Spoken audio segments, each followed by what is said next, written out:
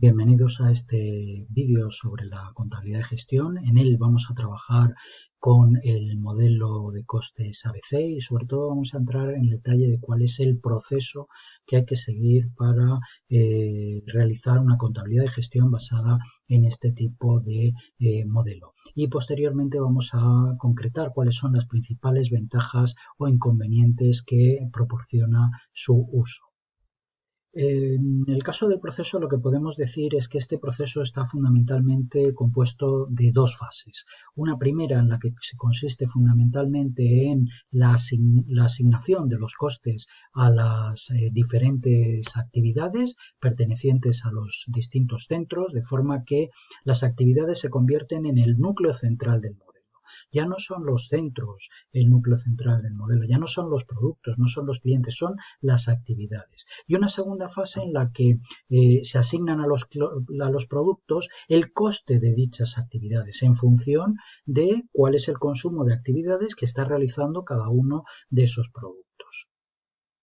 Bien, es cierto que si entramos un poquito más en detalle, realmente podemos hablar en lugar de 2 fases, de 8 fases, que son estas 8 que aparecen aquí. Primero habría que localizar cuáles son los costes indirectos en los centros, como habitualmente hemos hecho. En esta ocasión, sin embargo, hay que identificar cuáles son las actividades y repartir los costes entre esas actividades, con lo cual para poderlo realizar es necesario elegir los cost drivers o los generadores de coste, calcular el coste unitario de esos generadores de coste y a partir de ahí realizar una reclasificación de actividades.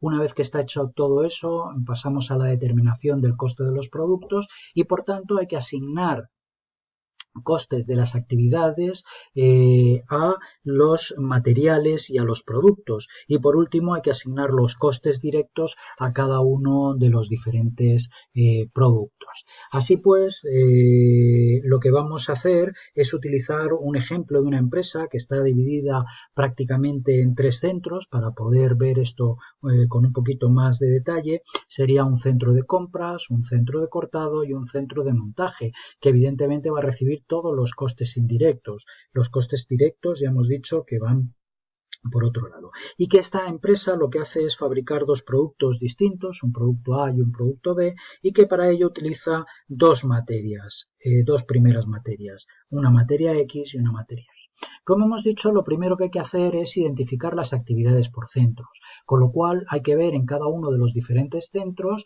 en los 3 centros de la compañía, qué actividades se están realizando. En el primero, en el centro de compras, pues habría unas actividades, por ejemplo, de emisión de órdenes de compras, otras de transporte de materiales a los distintos centros. En el centro de cortado podríamos hablar de un corte de las primeras materias, la puesta a punto de la maquinaria, el transporte interno de los productos en curso o los cambios en la ingeniería, y en el centro de montaje podríamos estar hablando del montaje de los productos, la puesta a punto de la maquinaria de los productos, el transporte interno, por ejemplo, de los productos terminados.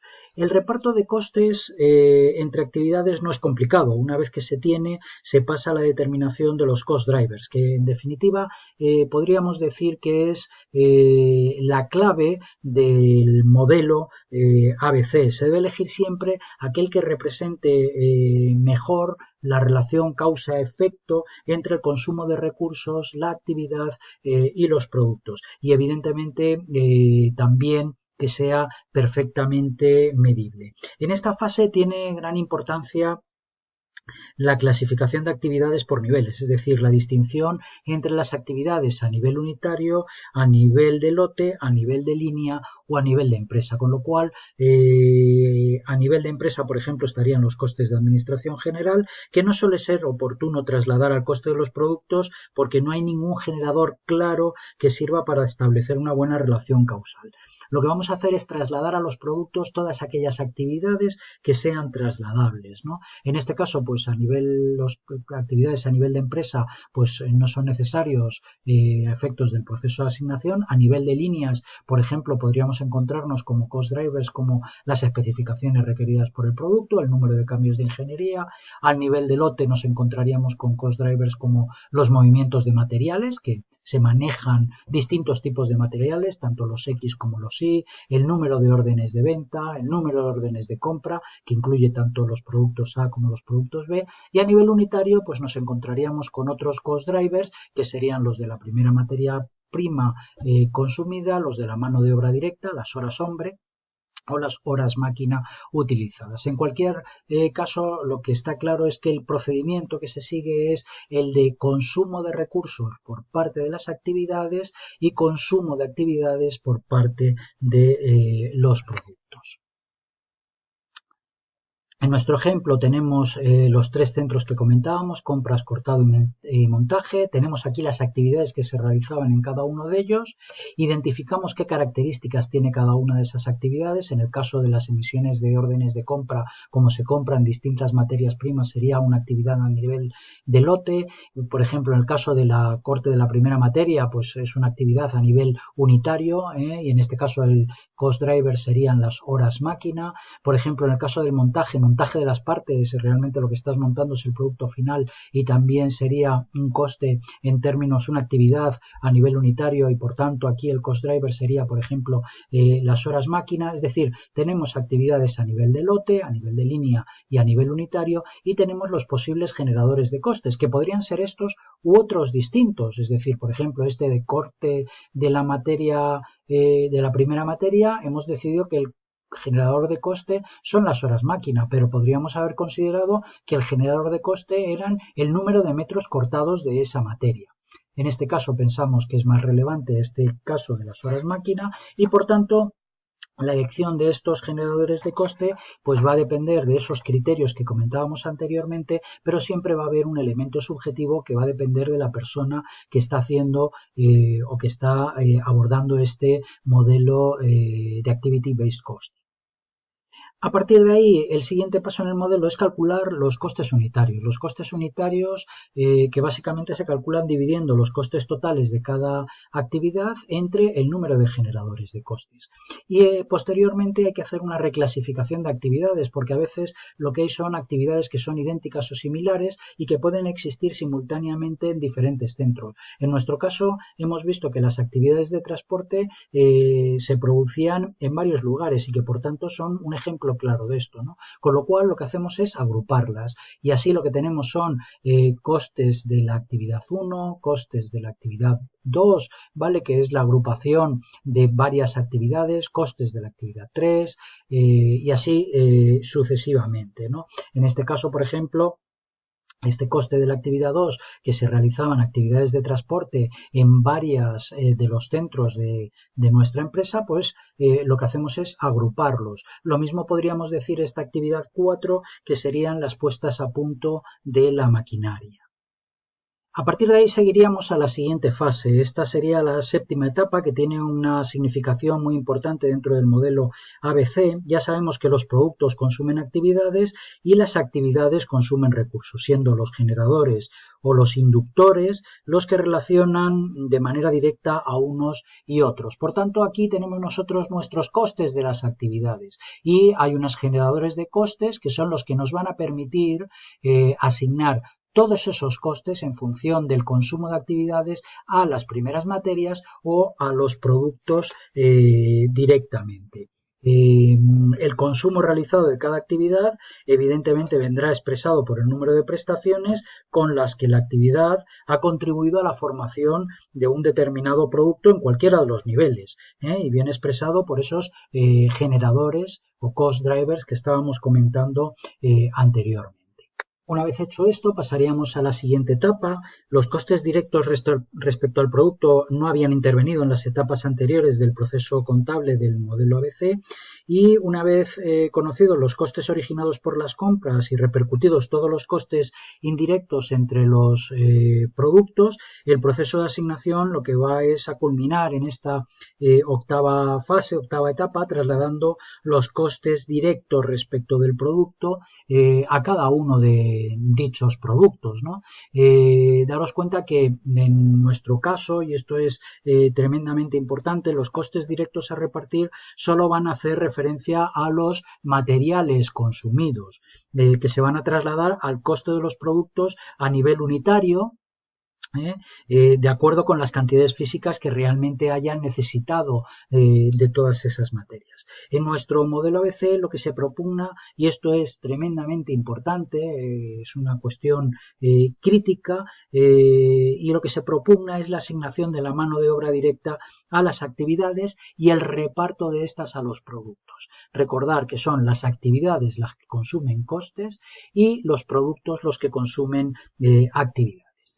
Es decir, de forma recapitulando, por decirlo de alguna forma, lo que nos vamos a encontrar es con una serie de costes indirectos que se han distribuido en cada uno de los diferentes centros. Lo que hemos visto es qué actividades se realizan en cada uno de los distintos centros, porque estas actividades son las que consumen estos costes indirectos. Así vamos a ver o vamos a determinar los costes de cada una de esas actividades. Posteriormente, tanto en las primeras materias como en los productos, lo que sabemos es que consumen actividades y por tanto los costes de esas actividades se van a distribuir entre las primeras materias y entre los productos, y por otro lado lo que nos vamos a encontrar con que los costes directos de materiales van a afectar tanto a las primeras materias como también a los diferentes productos una vez que estos consuman materias primas. Las materias primas X e Y que estábamos comentando al inicio de nuestro modelo. Este modelo, evidentemente, como todos los demás, pues no está exento de algunos inconvenientes. Tiene ventajas, pero también tiene inconvenientes. Las ventajas son estas que aparecen aquí fundamentalmente. Por un lado, lo que reconoce claramente son las actividades que consumen costes y que los productos consumen actividades, es decir, que proporciona un cálculo de costes mucho más realista porque se basa en las actividades. Sobre todo esto es relevante cuando estamos hablando de empresas con una tecnología muy avanzada, con empresas del siglo XXI, ¿no? Porque al mismo tiempo lo que permite es que se puedan distribuir muchos más costes a los productos a través de los inductores, aunque no sean estrictamente de fabricación. Es decir, que aquí lo que nos encontramos es con la posibilidad realmente de repartir muchas de las actividades de apoyo. Este modelo además centra su atención sobre la naturaleza real del comportamiento de los costes, es decir, los costes fundamentalmente son el resultado de la realización de una serie de actividades y por tanto en la medida que esto es así va a permitir identificar una serie de actividades que a lo mejor no aportan nada de valor a los distintos productos porque los productos no consumen esas actividades y por tanto va a ayudar a la gestión interna de las actividades a nivel de la empresa, ¿no?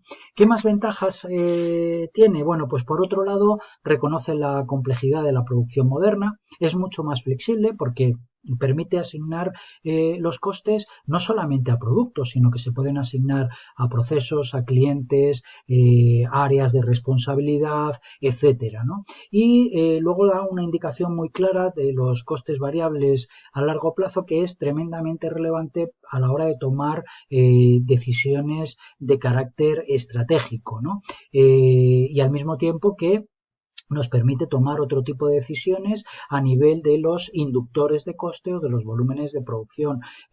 Nos da herramientas de tipo financiero y no financiero. Pero también es cierto que tiene algunos inconvenientes. Se trata de un sistema un tanto complejo, con muchos grupos de costes, inductores, lo cual implica que sea mucho más costoso, es decir, esto para empresas pequeñas es difícil de implementar, ¿no?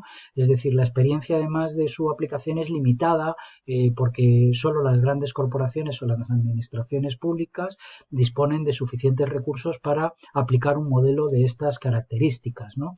La aplicación a empresas que no basan su producción en el empleo de alta tecnología, de hecho, incluso puede ser bastante cuestionado frente a modelos de contabilidad y gestión más tradicionales como los que hemos presentado en vídeos anteriores. Y en muchas ocasiones presenta algunos problemas parciales que todavía no están totalmente resueltos y que, bueno, pues caben ciertas dudas, como puede ser qué eliges como cost driver, o la aplicación de tasas no lineares a estos inductores de coste, o cómo repartimos los costes comunes. Es decir, que tiene muchos elementos abiertos, decisiones de carácter subjetivo, que evidentemente tienen peso en la aplicación de este tipo de modelos y que pueden presentar algunos inconvenientes para un correcto funcionamiento de los mismos. Nada más, muchísimas gracias.